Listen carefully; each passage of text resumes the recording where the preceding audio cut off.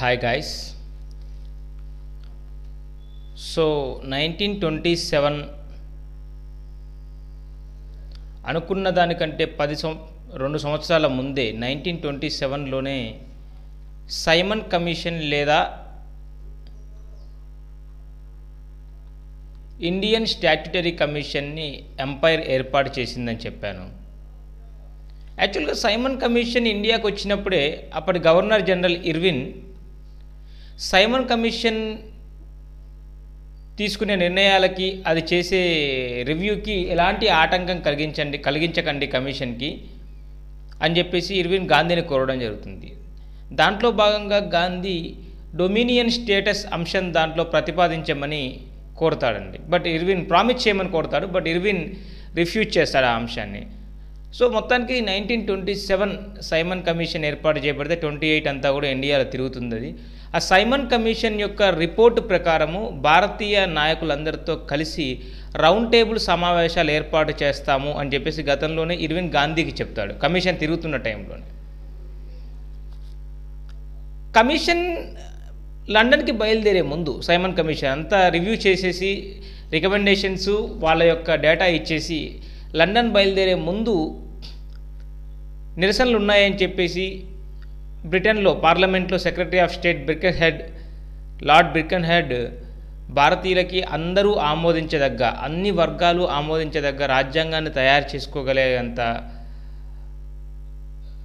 సత్తా ఉందా అని చెప్పేసి పేర్కొంటే దాన్ని ఇండియన్ నేషనల్ కాంగ్రెస్ ఛాలెంజ్గా తీసుకొని స్వీకరించింది. దానికి అనుగుణంగా 1928లో నెహ్రూ రిపోర్ట్ తయారు చేసింది. సో ఇప్పుడు మనం నెహ్రూ రిపోర్ట్ని చూద్దాం.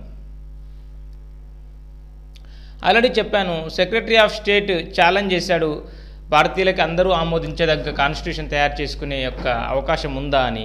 దాన్ని ఛాలెంజ్గా తీసుకుంది ఐఎన్సీ అని చెప్పాను, ఇండియన్ నేషనల్ కాంగ్రెస్. తీసుకొని 1928లో ఒక కమిటీని ఏర్పాటు చేసింది. ఈ కాన్స్టిట్యూషన్ తయారీ కోసం కొన్ని పాయింట్స్ యాడ్ చేస్తూ ఒక కమిటీని సెటప్ చేసింది. ఆ కమిటీకి ప్రెసిడెంట్గా ఉంది, అధ్యక్షుడిగా ఉంది మోతీలాల్ నెహ్రూ అండి. మోతీలాల్ నెహ్రూ, ఎం నెహ్రూ. ఆ కమిటీలోని మెంబర్ చైర్మన్ ఎం నెహ్రూ. అలాగే జేఎల్ నెహ్రూ కూడా ఉన్నాడు సెక్రటరీగా.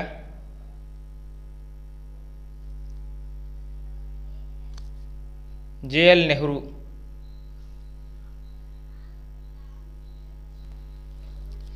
చైర్మన్గా మోతీలాల్ నెహ్రూ ఉన్నాడు, సెక్రటరీగా జవహర్లాల్ నెహ్రూ ఉన్నాడు. అలాగే ఇతర మెంబర్స్ ఒకసారి చూస్తే Tej Bahadur Sapru, Indian national Congress founding member ఇతను, ఏర్పాటు చేయబడ్డ కాలంలోనే ఉన్న ఫౌండింగ్ మెంబర్ ఇతను తేజ్ బహదూర్ సప్రూ. యాక్చువల్గా నెహ్రూ రిపోర్ట్ 1928 ఆగస్టు తయారు కావడానికి ప్రధాన పాత్ర పోషించిన ఆ ఆర్కిటెక్ట్స్, ఆ నెహ్రూ రిపోర్ట్ తయారు చేసిన చీఫ్ వ్యక్తులు, ముఖ్యమైన వ్యక్తులు ఎవరు అంటే మోతీలాల్ నెహ్రూ అండ్ తేజ్ బహదూర్ సప్రూ అండి. ఒక హిందూ కాశ్మీరీ వ్యక్తిత్వను తేజ్ బహదూర్ సప్రూ.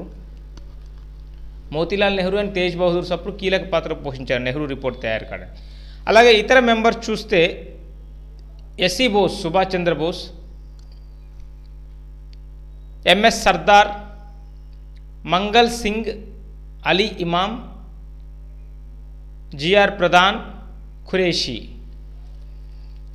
సో జేఎల్ నెహ్రూ ఉన్నాడు, మోతీలాల్ నెహ్రూ ఉన్నాడు, Tej Bahadur Sapru, Subhash Chandrabose, SC Bose, MS Sardar, Mangal Singh, Ali Imam, GR Pradhan and Qureshi. ఇదంతా మెంబర్స్ అండి. సో 1928 ఫిబ్రవరి మరి ఏదైతే అతను ఛాలెంజ్ విసిరాడో సెక్రటరీ ఆఫ్ స్టేట్ బిర్కెన్హెడ్, దాని ప్రకారం 1928 ఫిబ్రవరిన ఆల్ పార్టీ మీటింగ్ ఏర్పాటు చేశారు ఢిల్లీలో.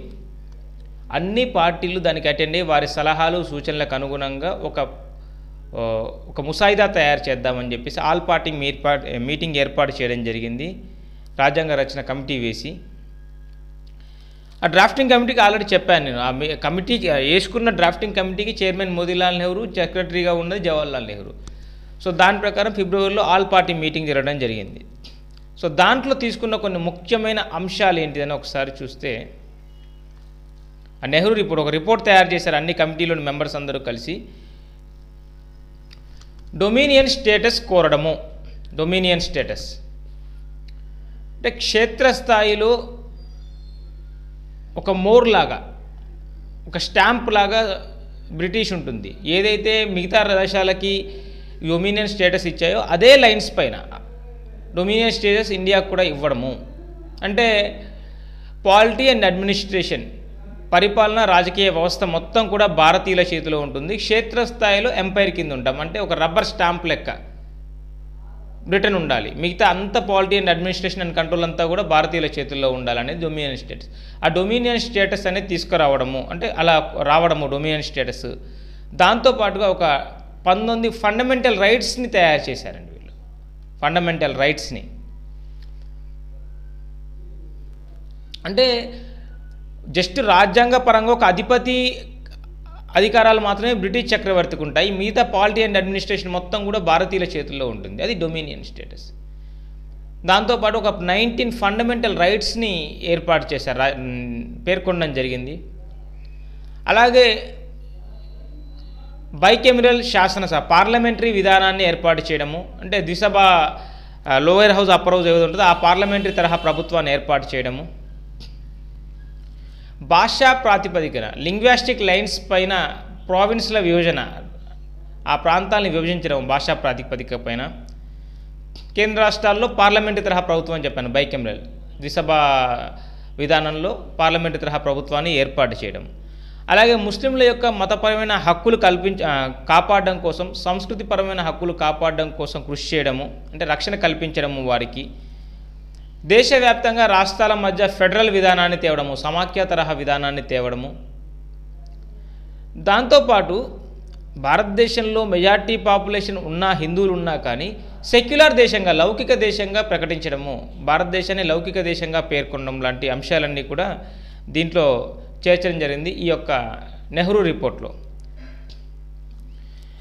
ఇదంతా బాగానే ఉంది. 1928కి వచ్చేసరికల్లా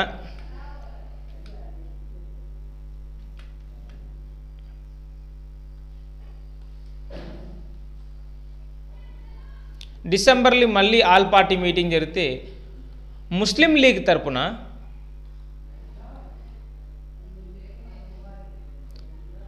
రెండు ప్రతిపాదనలు ఎంఏ జిన్నా, మహమ్మద్ అలీ జిన్నా ప్రతిపాదించడం జరిగింది ముస్లిం లీగ్ తరపున. ఏంటవి?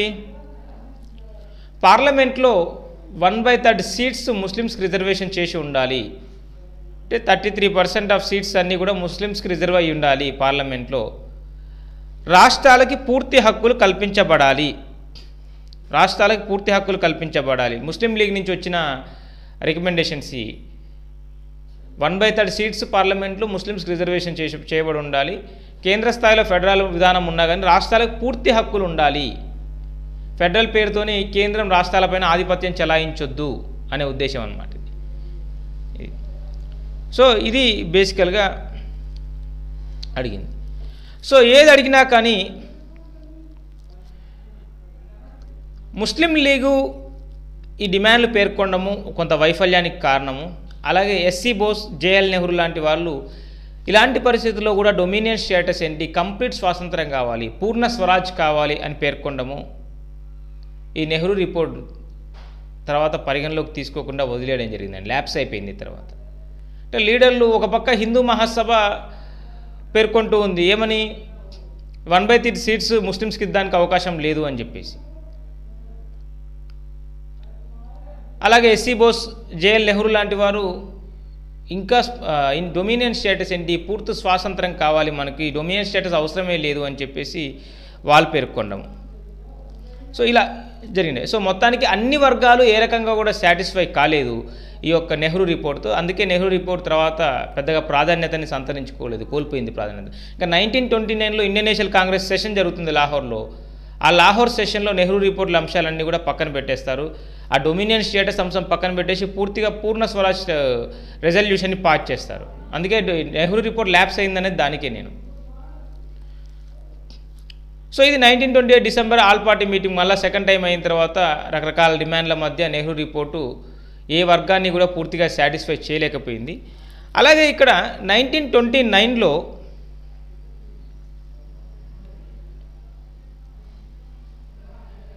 మార్చ్ ఎంఏ జిన్నా, మహమ్మద్ అలీ జిన్నా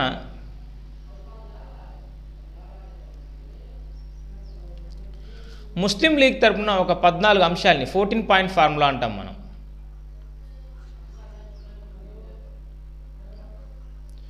ప్రతిపాదించడం జరిగింది ముస్లిం లీగ్ తరపున.